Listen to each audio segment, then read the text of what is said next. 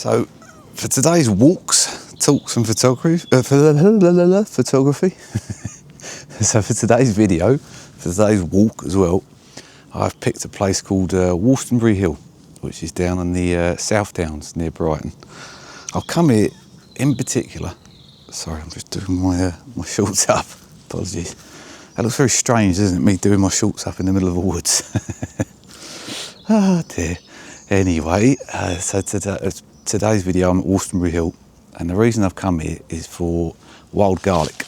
I've come down here in particular to picture wild garlic. I went searching for it last week down at the Ashdown Forest at the Border Bridge, but wasn't successful, as I'm sure you've seen, although there was plenty of bluebells about, and that was absolutely beautiful down there. But I've come here because I knew this place.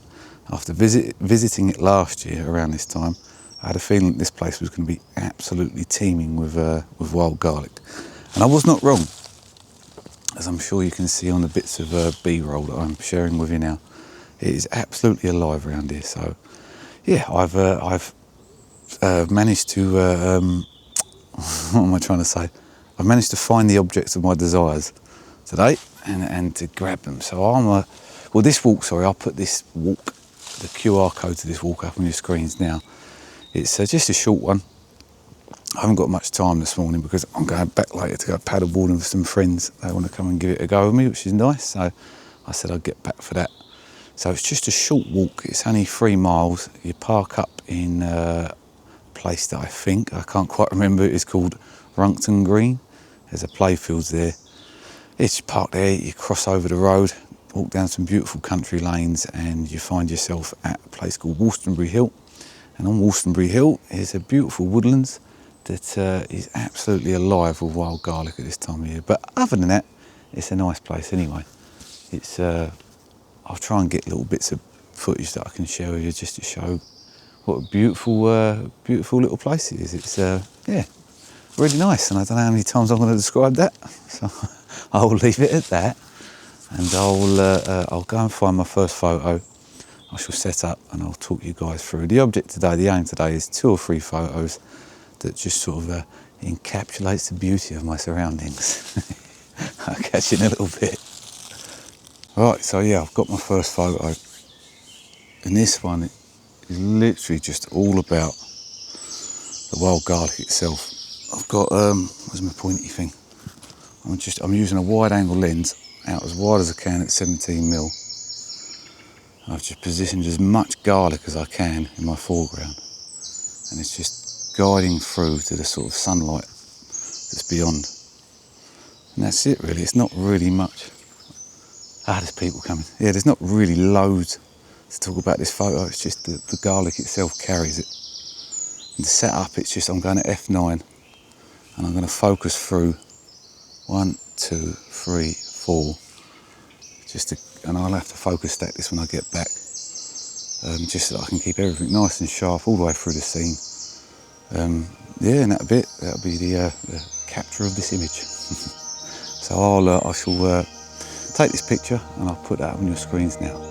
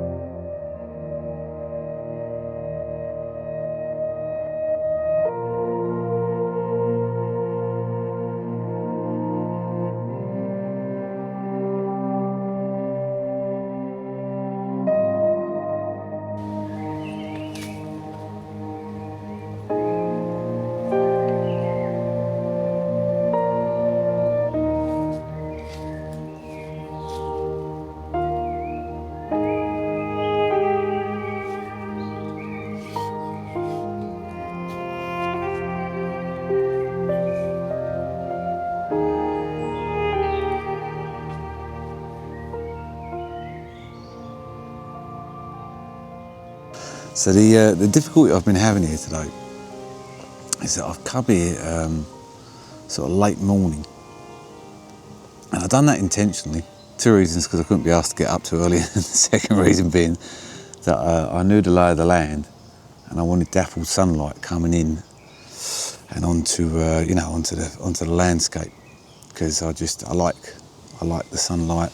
I know I can make that look ethereal or mystical or fairy-like, as I was saying the other day, when I go into Lightroom and then into Photoshop when I edit the images. But the difficulty I'm finding is it's because of that harsh light, and there's quite a bit of break in the canopy here, is that I'm struggling to get separation through an image, if that makes sense. I'm struggling to get contrast, so that you guys, or so that people know when they look at the picture, that I'm looking at I'm looking at wild garlic, and I'm looking at whatever else that I've picked, mainly trees, in an image. So it's been that's why I was walking around a second ago. I found like there's lots of interesting things to find a picture or to look at, and it's very pretty here today. But to get something that looks good on a picture, I'm struggling with. Like, I've taken some photos and then I look back at them and I'm like, don't really like that. So what I'm finding I'm doing is I'm getting down low quite a bit, and I'm using the garlic as a very strong foreground element, and then using trees or some sort of point of interest in the distance of the frame or of the scene, just to try and create a pleasing image. So that's what I've gone for here in the end, after walking around this place, this particular section. Sorry, my knee. Oh God, I'm only 38 and my knees are shot to pieces. Getting down low, using the wild garlic as a strong foreground, and then picking some point of interest to add into the picture. So that, as I say, that's what I've done here. Once again, same as the last image I took, though that was more of a vista, I guess you could say, and this is more of a subject. I'm going in portrait. I'm just using that wild garlic, just pushing you through and on and in and onto the tree beyond. So it's set up. I'm going for F9. There's another reason for it. One, to get the sharpest image I can, and I will focus stack because I want my foreground sharp. But the other reason is that when you're zooming in that close on something, if you use a wider aperture, of course you get the softness in the background.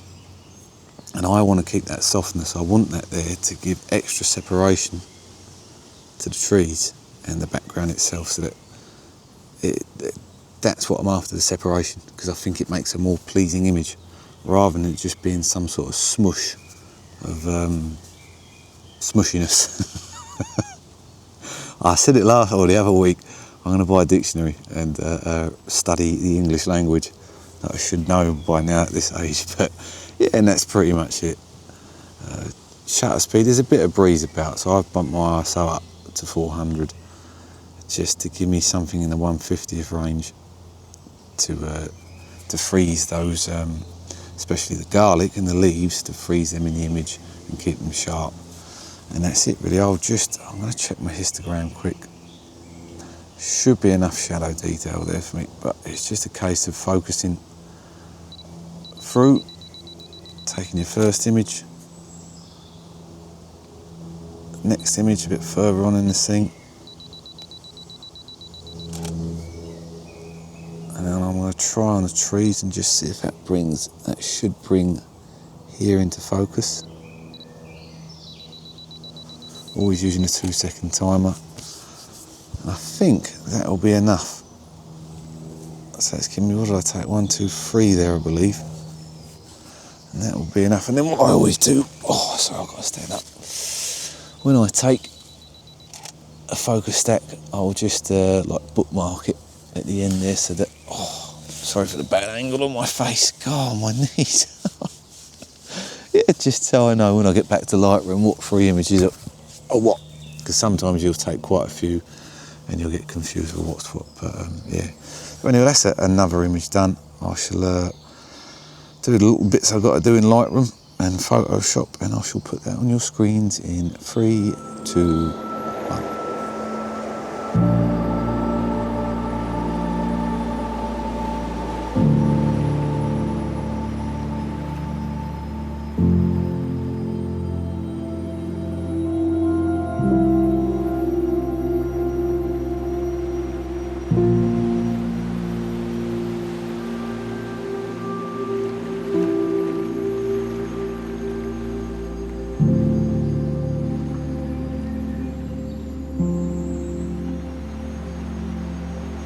Right,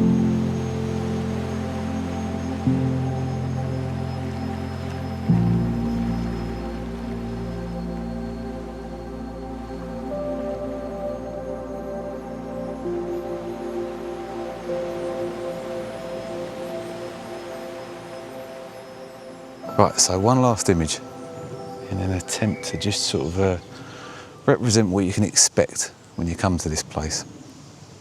So I've picked a shot with a few points of interest really. It's obviously the path I've got acting as a leading line that goes through the centre of the image, taking you to what's beyond. And I've positioned myself, I was working around, I tried to get, because there's like this neat line of garlic along here. So I tried to get that on the diagonal on my grid, just to give some sort of like angles, I guess, geometry to the shot. And then I've worked it, so I've positioned that this tree's in my foreground, and I've got that tree beyond. If I turn off my autofocus so you guys can see that, and that tree beyond there, just in the third. So I've put those two in the third here and on the third there, just to try and make a pleasing image, I guess, really. Now, there's some nice dappled light coming through, so I know that that's going to help me create that fairy-like look that I always waffle on about. But also, but because of that, I'm going to have to HDR this. So as you can see, if I bring up the histogram, if I expose for the highlights, I'm clipping out the shadows. And in the opposite direction, if I expose for the shadows, I'm massively clipping the highlights. Now, what will really clip here is just mostly the sky, but I don't want to risk any of the bits, the dappled light lit, or the dappled lit areas, sorry, the sunlit areas clipping out either. So I will HDR this. I'll take two images, one exposing for the shadows, one exposing for the highlights, and I'll blend those two together in Lightroom, do my little bits and pieces in that, and then in Photoshop, and create one neat little image that looks all fairy-like and mysterious and ethereal and lots of other words. Dear. So I've taken those photos already because the light was where I wanted it a moment ago, and I shall do my little bits and I'll put it up on your screen. So that'll be the last image for this video, I think, because that's probably gone on long enough.